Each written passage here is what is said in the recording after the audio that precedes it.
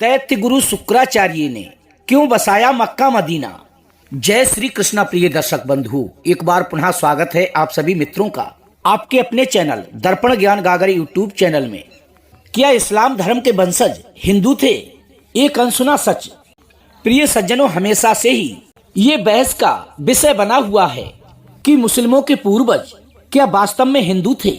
दुनिया भर के मुस्लिम लोग चाहे इस सत्य को माने या फिर ना माने, उनके रहन सहन के तरीके, उनकी मक्का मदीना की पूजा पद्धति, उनके पवित्र चिन्ह आदि उन्हें किसी न किसी तरीके से हमारे हिंदू धर्म से जोड़ते हैं। हिंदू धर्म ग्रंथों के अनुसार असुरों के गुरु शुक्राचार्य तथा महर्षि भृगु व असुर राज हिरण्यकश्यपु की पुत्री दिव्या की संतान शुक्राचार्य ही मुस्लिम संप्रदाय के वास्तविक जनक थे। शुक्राचार्य ने राक्षसों का वंश बचाने के लिए भगवान शिव की घोर तपस्या की, जिससे प्रसन्न होकर भगवान शंकर ने अपना स्वरूप शिवलिंग शुक्राचार्य को प्रदान करके उसे वैष्णवों अर्थात हिंदुओं से दूर रखने को कहा। भगवान शिव का ये स्पष्ट आदेश था कि जिस दिन कोई भी वैष्णव अर्थात हिंदू इस शिवलिंग पर पवित्र गंगा जल चढ़ा देगा, उस दिन राक्षस वंश का नाश हो जाएगा।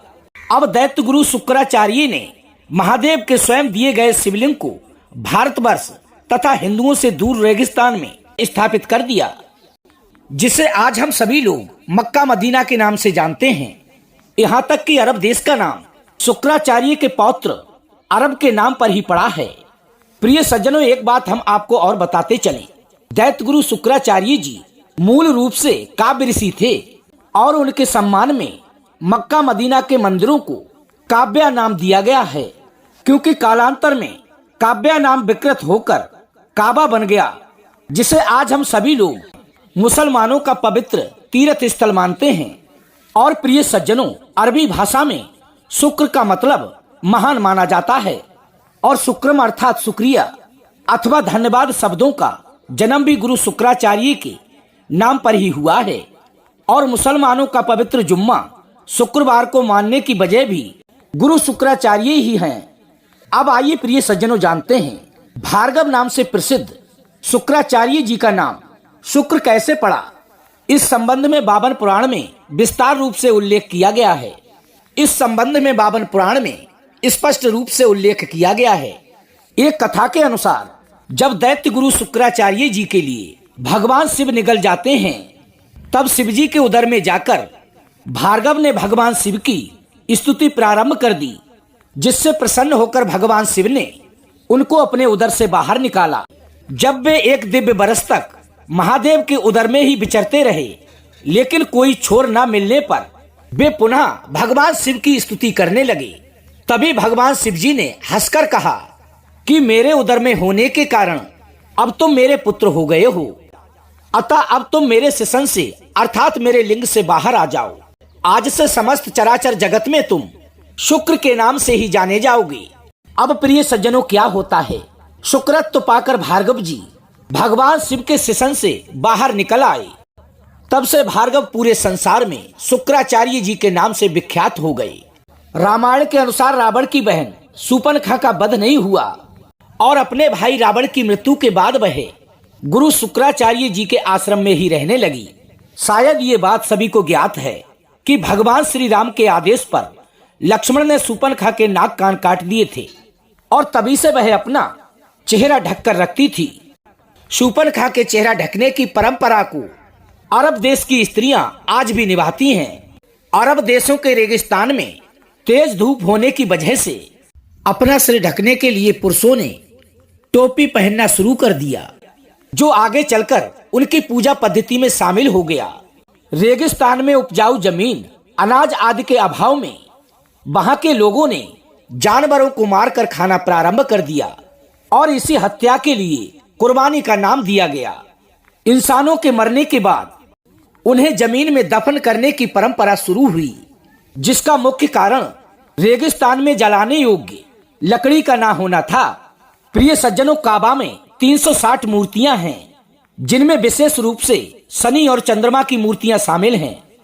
मुस्लिम इतिहासकारों के अनुसार इनमें से ही एक मूर्ति को अल्लाह का नाम दिया गया।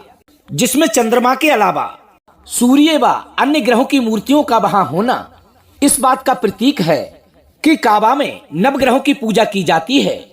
और हमारा हिंदू धर्म आज भी नवग्रहों की पूजा करता है। और इस बात से ये माना जा सकता है कि मुसलमानों को नवग्रह की पूजा सिखाना गुरु शुक्राचार्य जी का ही काम था। अर्धचंद्र को हिंदू धर्म में बहुत ही पवित्र माना जाता है, क्योंकि ये भगवान शिव के ललाट की शोभा बढ़ाता है। अर्धचंद्र चिन्ह का काबा में महादेव के प्रतीक पर होना, इस चिन्ह को मुसलमानों में बहुत ही पवित्र माना जाता है और इसे इस्लाम के झंडे पर स्थान दिया गया है।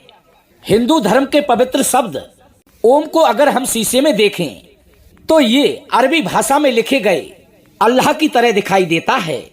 यहाँ तक कि मुसलमानों में पवित्र माने जाने वाला 786 अंक भी ओम से ही बना है। प्रिय सज्जनों, ध्यान देने वाली बात यह है कि कोई भी मुसलमान इस बात को स्वीकार नहीं करता कि 786 अंक वास्तव में हिंदुओं का वैदिक प्रतीक ओम है। कोई भी मुस्लिम बुद्धिजीवी ये नहीं बता पाता कि अगर 786 अंक ओम नहीं तो फिर क्या है। मुसलमान भाई बंधु मक्का जाकर काबा के शिवलिंग की 7 बार परिक्रमा करते हैं, जो कि ये परंपरा बहुत पहले से ही चली आ रही है। क्योंकि इन 7 अंकों का हमारे जीवन में बहुत बड़ा महत्व है, फिर चाहे वो हिंदू धर्म हो या फिर मुस्लिम धर्म। जैसे कि हमारे जीवन के केवल 7 ही दिन हैं, 8वां दिन कोई बना ही नहीं है। नंबर 1 सोमवार, नंबर 2 मंगलवार, नंबर 3 बुधवार, नंबर 4 बृहस्पतिवार, नंबर 5 शुक्रवार, नंबर 6 शनिवार, नंबर 7 रविवार। ये 7 ही दिन हैं मनुष्य के जीवन के। इन 7 दिनों में मनुष्य जन्म लेता है और इन्हीं 7 दिनों में मनुष्य मृत्यु को प्राप्त हो जाता है, क्योंकि 8वां दिन कोई बना ही नहीं है। और हमारे हिंदू धर्म में जब किसी व्यक्ति की शादी होती है तो 7 ही फेरे पड़ते हैं। और हमारे हिंदू धर्म में जब किसी की परिक्रमा की जाती है तो 7 ही बार परिक्रमा की जाती है। तो इन सभी बातों से ये बात साफ स्पष्ट होती है, गुरु शुक्राचार्य जी ने यकीनन इस्लाम से पैदा हुए अरब क्षेत्र के लोगों को हिंदू पूजा पद्धति सिखाई होगी, क्योंकि मक्का से कुछ ही दूरी पर एक बड़ा सा साइन बोर्ड लगा है कि इस क्षेत्र में गैर मुस्लिमों का प्रवेश वर्जित है। ये साइन बोर्ड उस समय का प्रतीक माना जाता है जब इस्लाम धर्म की शुरुआत हुई थी, तथा ये भी अंदाजा लगाया जा सकता है कि गुरु शुक्राचार्य जी ने पर अमल करते हुए, भगवान शिव द्वारा दी हुई चेतावनी पर अमल करते हुए इस मंदिर के क्षेत्र में हिंदुओं के प्रवेश पर प्रतिबंध लगाया होगा। प्रिय सज्जनों, जहां भगवान शिव का मंदिर होता है तो उस स्थान पर पवित्र नदी का पानी भी पाया जाता है। हिंदू मंदिरों की ये परंपरा भी काबा से जुड़ी हुई है। वहां पर पवित्र पानी का स्रोत भी स्थित है, जिसे जमजम पानी के नाम से जाना जाता है। कहते हैं कि इस्लाम धर्म के प्रवर्तक मोहम्मद साहब स्वयं भी वैदिक परिवार में हिंदू के रूप में जन्मे थे, और जब उन्होंने अपने प्रकृति पूजक, मूर्ति पूजक परिवार की परंपरा और वंश से संबंध तोड़ने और स्वयं को पैगंबर घोषित करना निश्चित किया, तब संयुक्त हिंदू परिवार छिन्न भिन्न हो गया और काबा में स्थित महाकाय शिवलिंग और काबा के रक्षार्थ हुए युद्ध में पैगंबर मोहम्मद साहब के चाचा उमर बिन हस्साम को भी अपने प्राण गंवाने पड़े थे, अर्थात अपने प्राणों की आहुति देनी पड़ी थी। तो ये थी प्रिय दर्शक बंधु आज की हमारी छोटी सी कहानी। यदि आज की हमारी वीडियो आपको पसंद आई हो तो वीडियो को लाइक करके चैनल को सब्सक्राइब कर लेना। हो सके तो अपने सगे संबंधियों और मित्रों तक वीडियो को शेयर अवश्य करना। प्रिय सज्जनों, हम कल फिर मिलेंगे इसी प्रकार की ज्ञानवर्धक चर्चा के साथ। इसी के साथ दोस्तों, राधे राधे, जय श्री कृष्णा।